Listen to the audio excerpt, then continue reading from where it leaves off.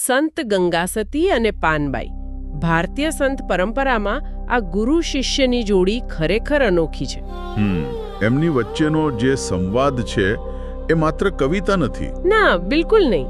એ તો 52 દિવસ સુધી ચાલેલી એક આધ્યાત્મિક જ્ઞાનધારા છે. બરાબર. આજે આપણે એમના એક એવા ભજન પર વાત કરીશું જે સાંભળતાની સાથે જ આપણને અંદરથી હચમચાવી દે છે. વીજળીને ચમકારે? હા, વીજળીને ચમકારે. આપણને બધાને ક્યારેક ને ક્યારેક એવું લાગે છે કે સમય હાથમાંથી સરકી રહ્યો છે. ગંગાસતી આ ભજનમાં માત્ર સમય ઓછો છે એટલું નથી કહેતા. ના, એ તો એનો શ્રેષ્ઠ ઉપયોગ કેવી રીતે કરવો એનો સ્પષ્ટ માર્ગ પણ બતાવે છે. બરાબર, એક રોડમેપ આપે છે. તો ચાલો આજે આપણે રોડમેપને સમજીએ. તમે રોડમેપ શબ્દ વાપર્યો એ બહુ સચોટ છે, કારણ કે આ ભજન માત્ર ચેતવણી નથી, એક કારણ બતાવે છે, પદ્ધતિ સમજાવે છે અને અંતિમ લક્ષ્ય પણ દર્શાવે છે. એટલે જ આ એક સંપૂર્ણ માર્ગદર્શિકા છે. અને એની શરૂઆત જ કેવી ધમાકેદાર છે. કોઈ પ્રસ્તાવના નહીં, સીધી જ મુખ્ય વાત. હું એ પંક્તિઓ વાંચું છું. વીજળીને ચમકારે મોતીડા પરવો રે પાનબાઈ, નહીતર અચાનક અંધારા થાશે જી. બસ આટલું જ. આ સાંભળતા જ એક તાકીદનો અહેસાસ થાય છે. હા, જાણે કોઈ કહેતું હોય કે હમણાં જ કરો, બીજી કોઈ ક્ષણ નથી. ખરેખર. અને છબીની શક્તિ જુઓ. વીજળીનો ચમકારો કેટલો ક્ષણિક હોય. 1 સેકન્ડથી પણ ઓછો. બરાબર. અને એક ક્ષણિક પ્રકાશમાં સોયમાં દોરો પરોવી ને મોતી પરોવવાનું કામ. ગંગાસતી કહે છે કે આપણું આયુષ્ય એ ચમકારા જેવું જ છે. અને આત્મકલ્યાણનું કામ એ મોતી પરોવવા જેવું સૂક્ષ્મ અને મહત્વનું છે. ચોક્કસ. જો એક ક્ષણિક પ્રકાશમાં એટલે કે આ મનુષ્ય જીવનમાં આ કામ ન થયું તો પછી શું? અચાનક અંધારા થાશે, મૃત્યુનું ગાઢ અંધારું. હા, અને પછી કોઈ તક નહીં મળે. આ ડરાવવા માટે નથી, પણ જાગૃત કરવા માટેનો શંખનાદ છે. મને આ વાત આજના જીવન સાથે બહુ સુસંગત લાગે છે.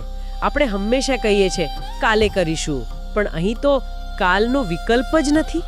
બિલકુલ. અને સમય કેટલી ઝડપથી જાય છે એનું ગણિત પણ તેઓ આગળ આપે છે, જે વધુ ચોંકાવનારું છે. હા, હવે તેઓ આ વાતને એક ચોક્કસ આંકડા સાથે રજૂ કરે છે. જોતરે જોતામાં દિવસો વહી જશે પાનબાઈ, 21,600 ને કાળ ખાશે જી. આ પંક્તિઓ આપણો દ્રષ્ટિકોણ બદલી નાખે છે. આપણે જીવનને વર્ષોમાં માપીએ છીએ, દિવસોમાં, મહિનાઓમાં. સંત તેને શ્વાસમાં માપે છે. યોગશાસ્ત્ર કહે છે કે એક સ્વસ્થ વ્યક્તિ દિવસ રાતમાં સરેરાશ 21,600 શ્વાસ લે છે. ઓહ. અને ગંગાસતી કહે છે કે કાળ એટલે કે મૃત્યુ પ્રતિદિન આપણા 21,600 શ્વાસ રૂપી મૂડીને ખાઈ રહ્યું છે. અને જોત જોતામાં શબ્દ સૂચવે છે કે આપણને ખબર પણ નથી પડતી. બિલકુલ. દરેક શ્વાસની સાથે આયુષ્ય ઓછું થઈ રહ્યું છે. તો આ માત્ર આધ્યાત્મિક વાત નથી, એમાં શરીર વિજ્ઞાન પણ છે. પણ મારો એક પ્રશ્ન છે, શું આનો ગૂઢ ઈશારો એ પણ છે કે દરેક શ્વાસને સભાનતાપૂર્વક લેવો જોઈએ? ખૂબ જ સરસ પ્રશ્ન. આ બંને વાત છે. પહેલો હેતુ તો જાગૃતિનો છે, પણ બીજો ગૂઢ ઈશારો એ જ છે. સંતો કહે છે કે દરેક શ્વાસને વ્યર્થ ન જવા દો. એટલે જે શ્વાસ મૃત્યુ તરફ લઈ જાય છે એ જ શ્વાસ અમરત્વ તરફ પણ લઈ જઈ શકે. જો તેને સભાનતાપૂર્વક પ્રભુ સ્મરણ સાથે લેવામાં આવે તો એ શ્વાસ કાળનો કોળિયો બનવાને બદલે સાધના બની જાય છે. વાહ, આ અદ્ભુત દ્રષ્ટિકોણ છે. પણ આટલું ગહન જ્ઞાન શું બધા માટે છે? આગળના પદમાં ગંગાસતી પાત્રતાની એક શરત મૂકે છે. જાણ્યા રે જેવી આ તો અજાણ છે રે વસ્તુ પાનબાઈ, અધૂર્યાને નો કહેવાય જી.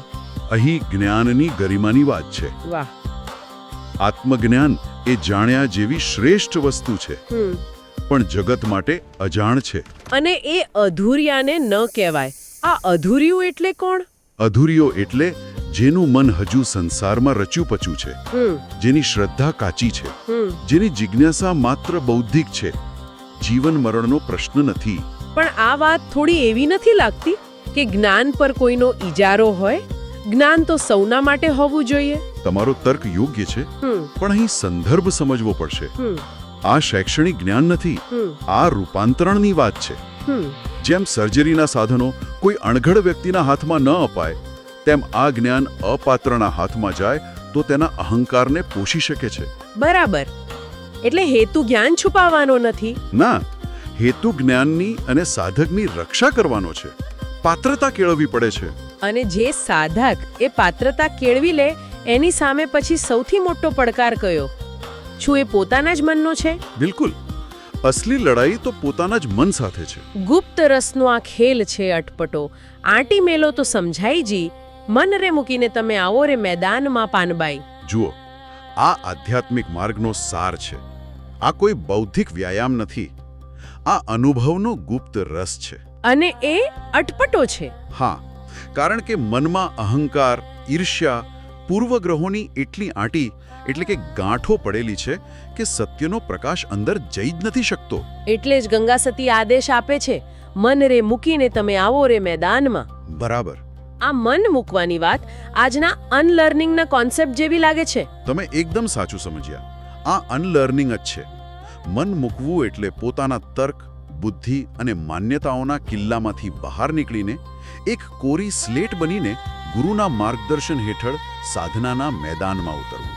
સંપૂર્ણ સમર્પણ. હા, જ્યાં સુધી શિષ્ય પોતાનું મન ખાલી નથી કરતો ત્યાં સુધી ગુરુ તેમાં નવું જ્ઞાન ભરી શકતા નથી.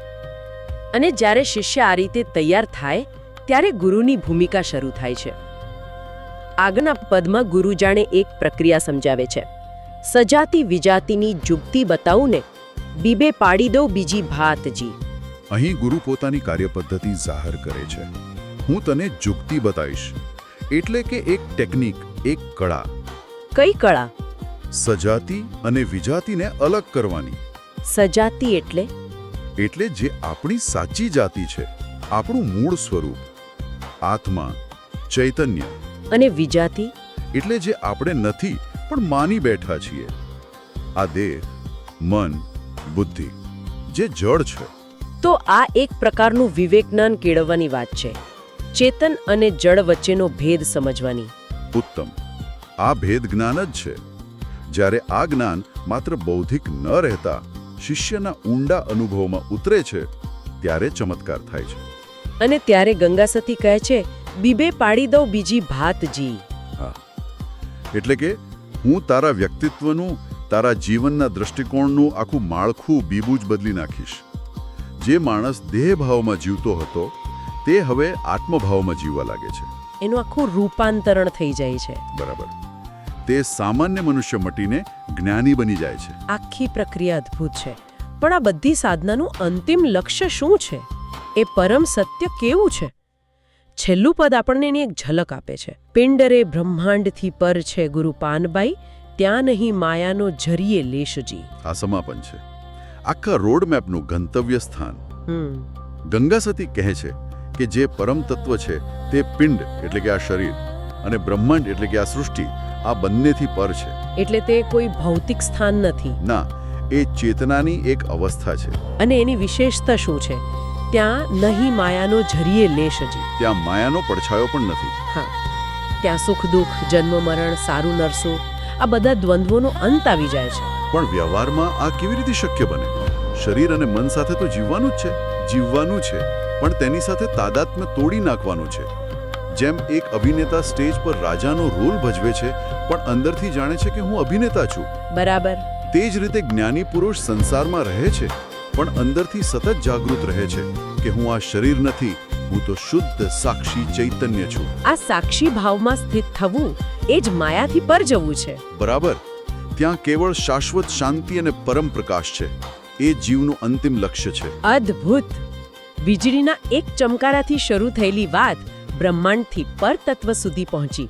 ગંગાસતીનો આ પાઠ સ્પષ્ટપણે શીખવે છે કે આ મનુષ્ય જીવન એક અમૂલ્ય તક છે અને તેને વેડફી ન નાખવી જોઈએ. આ ભજન એક વિનંતી નથી, એ એક શાસકનો આદેશ છે કે આળસ છોડીને સત્યના માર્ગે તત્કાળ ચાલો. તમે બરાબર કહ્યું. આખા સંવાદના અંતે આ ભજન આપણને એક પ્રશ્ન સાથે છોડી જાય છે.